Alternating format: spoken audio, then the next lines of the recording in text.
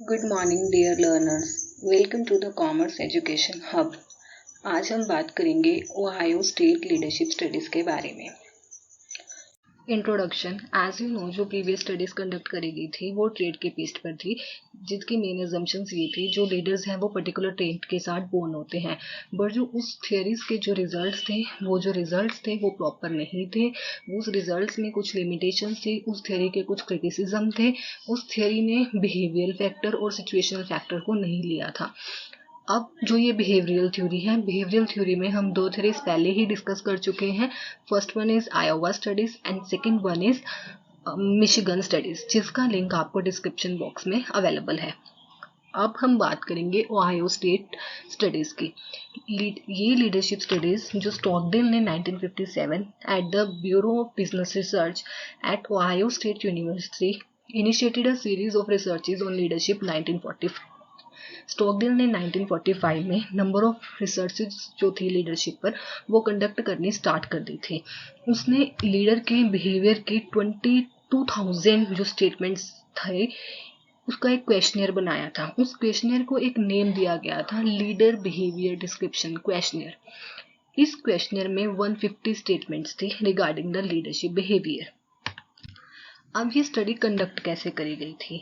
ये study conduct करी गई थी एयरफोर्स कमांडर्स के ऊपर, bomber crews, officers, non commission personnel, civilian administrators in the navy department, manufacturing supervisor, executives, teachers, principal, basically every LBDQ जो questionnaire था उसमें every kind of group of individuals को consider करा गया था, फ्रॉम कॉलेज स्टूडेंट्स से लेकर to the administrative departments to the private companies including military personnel. किसी भी तरह के लीडर को कंसिडर करा गया था। इसका मेन पर्पस यही था कि कॉमन लीडरशिप बिहेवियर को आइडेंटिफाई किया जा सके। LBDQ was administered in a wide variety of situations में इस क्वेश्चनियर को टेस्ट करा गया था, इस क्वेश्चनियर की स्टेटमेंट्स को टेस्ट करा गया था। फिर भी इन्होंने जब ये क्वेश्चनर को टेस्ट करा तब इन्होंने लीडरशिप की कोई स्पेसिफिक डेफिनेशन नहीं ली कि इस पर्सन को हम इस डेफिनेशन के अकॉर्डिंगली लीडर मान रहे हैं। Every company, every military personnel जिसमें एक लीडरशिप पोजीशन और as a managing role manage करने की क्वालिटीज हैं उसको लीडर कंसिडर करा गया था। अब इस स्टडी के जो कंक्लूजन्स आए थे वो आपस में, जो टू ग्रुप्स ऑफ बिहेवियर थे वो आपस में स्ट्रांगली कोरिलेटेड थे। वो ग्रुप्स क्या थे? एक था टास्क और दूसरा था पीपल ओरिएंटेशन।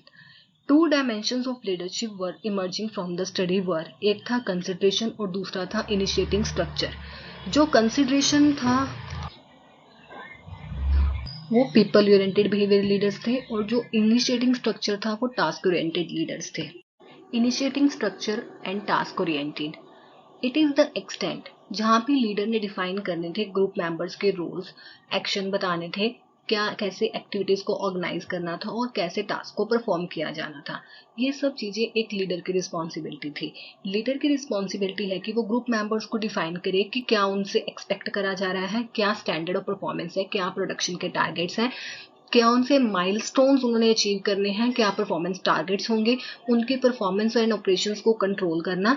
इसमें बेसिकली जो है प्रोडक्शन के ऊपर जो है वो ज्यादा फोकस करा जाता था। अब कंसिडरेशन की बात करें तो इसमें लीडर का जो कंसर्न होता है वो अपने ग्रुप मेंबर्स के वेलफेयर के ऊपर होता है।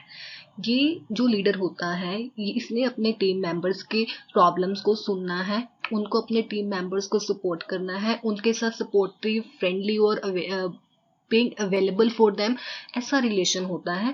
और इनका मेन इम्पॉर्टेंट ये फोकस होता है कि टीम मेंबर्स के वेलफेयर कैसे किया जा सके और उनका आपस में ट्रस्ट, और लीडर और ग्रुप मेंबर्स का आपस में ट्रस्ट होना नेसेसरी है, तभी वो कोऑपरेटिव वे से जो है वो काम कर सकते हैं। सो ओवरऑल अगर हम बात करें, जो कंसंट्रेशन या पीपल ओरिएंटेड लीडर्स होते हैं उनका मेन फोकस ये होता है कि वो अपने वेलफेयर, ग्रुप के वेलफेयर के लिए कैसे काम करें through the coordination, cooperation, trust. Next one is initiating structure versus consideration. Now इन्होंने एक क्वाड्रेंट डेवलप करा था अपनी स्टडी से। इस क्वाड्रेंट के there are the 4 boxes in the quadrants. इनका ये मोटिव क्या था कि लीडरशिप में जो दोनों स्टाइल्स हैं प्रेजेंट हो सकते हैं at a one particular time. कैसे कि एक टाइम पे स्ट्रक्चर, इनिशिएटिंग स्ट्रक्चर वाला लीडर में क्वालिटीज भी हो सकती हैं, बिहेवियर हो सकता है, और एट द सेम टाइम उसका कंसिडरेशन की भी जो बिहेवियर है वो भी हो सकता है। बट व्हाट मैटर्स, मैटर क्या करता है कि वो बैलेंस, कितना बैलेंस रहता है। जैसे कि यहाँ पे शो करा गया है, first quadrant shows the low initiating structure and low consideration. इसमें इधर देखो आप, इसमें जो लीडरशिप स्टाइल है वो क्या है, फ्री रेंज स्टाइल है। जो लीडर है ना तो उसको टास्क के ऊपर कोई ध्यान देना है, ना तो उसको अपने ग्रुप ऑफ मेंबर्स के साथ रिलेशनशिप या उनके वेलफेयर के ऊपर ध्यान देना है। इसमें कौन सी स्टाइल ऑफ लीडरशिप वो फॉलो करता है, free range style. That means fully freedom है, तुम्हें जो करना है तुम कर लो, ठीक है। जो सेकेंड स्ट्रक्चर है उसमें हाई स्ट्रक्चर है और लो कंसिडरेशन है। दैट मीन्स लीडर जो है वो टास्क के ऊपर ज्यादा फोकस कर रहा है, रिलेशनशिप के ऊपर जो है उसका ज्यादा ध्यान नहीं है, उसको काम करवाने से मतलब है, उसको प्रोडक्शन एंड एफिशिएंसी चाहिए। ये कौन सी स्टाइल ऑफ लीडरशिप होगी, ऑटोक्रेटिक स्टाइल, जिसमें जो लीडर है सिर्फ और सिर्फ ऑर्डर्स देता है और उसका वो ये एक्सपेक्ट करता है जो ग्रुप मेंबर्स हैं मेरे ऑर्डर्स को एज इट इज फॉलो करें। थर्ड क्वाड्रेंट क्या शो करता है, हाई कंसिडरेशन लो स्ट्रक्चर। इसमें जो लीडर का फोकस होता है वो रिलेशनशिप बिल्ड करने में ज्यादा होता है, काम के ऊपर कम फोकस होता है। तो इसमें कौन सी स्टाइल है, सपोर्टिंग स्टाइल, कि कैसे उनके साथ रिलेशनशिप बिल्ड करते हुए काम करवाया जा सके। बट काम नहीं करवाया जा सकता, काम जो है यहाँ पे लो स्ट्रक्चर है, तो क्या है इसमें ज्यादा जो फोकस होता है वो रिलेशनशिप बिल्ड करने के ऊपर होता है। And the final quadrant is high structure and high consideration. इसमें लीडर जो है दोनों चीजों के ऊपर फोकस करता है कि कैसे प्रोडक्शन भी इंक्रीज करे जाए और कैसे मैं लोगों की पार्टिसिपेशन के साथ, अपने ग्रुप मेंबर्स की पार्टिसिपेशन के साथ जो अपना टारगेट्स है वो अचीव कर सकूं। तो इसमें कौन सी स्टाइल ऑफ लीडरशिप फॉलो होती है, पार्टिसिपेटिव स्टाइल ऑफ लीडरशिप जो है लीडर फॉलो करता है। नेक्स्ट क्या है, इनिशिएटिंग स्ट्रक्चर वर्सेस कंसिडरेशन। जो फर्स्ट हमने डिस्कस करा that is high structure low consideration. तो लीडर क्या करेगा, हाई स्ट्रक्चर है तो टास्क के ऊपर फॉलो करेगा, फोकस करेगा, पर्सन्स को, ग्रुप पर्सन्स को उनकी रिस्पॉन्सिबिलिटी बताएगा, काम बताएगा क्या होना चाहिए। ग्रुप डिसीजन मेकिंग नहीं होगी बिकॉज उनका लो कंसिडरेशन है, लोगों के ऊपर फोकस जो है वो कम है। सेकंड जो है हाई स्ट्रक्चर हाई कंसिडरेशन, इसमें जो है वो दोनों को बैलेंस करने की कोशिश करेगा कि प्रोडक्शन भी हो जाए, हमारा काम भी हो जाए और हमारे ग्रुप मेंबर्स के साथ जो रिलेशनशिप है वो बेटर मेंटेन हो जाए, फ्रेंडली रिलेशनशिप जो है वो मेंटेन हो जाए। थर्ड जो स्ट्रक्चर है वो है लो स्ट्रक्चर एंड हाई कंसिडरेशन। इसमें जो लीडर का प्राइमरी कंसर्न जो है वो टास्क नहीं होता, उसका मेन फोकस होता है कंसिडरेशन के ऊपर, अपने ग्रुप मेंबर्स के साथ जो रिलेशनशिप्स है कैसे बिल्ड करे जा सके, कैसे ग्रुप में है जो काम करने की कोशिश की जा सके। And the last one is low structure and low consideration. इसमें जो leaders retreats to a generally passive role of allowing the situation to take care of itself, कि तुम अपने अकॉर्डिंगली सिचुएशन को देखो। मतलब basically free range style of leadership जो है लीडर फॉलो करता है।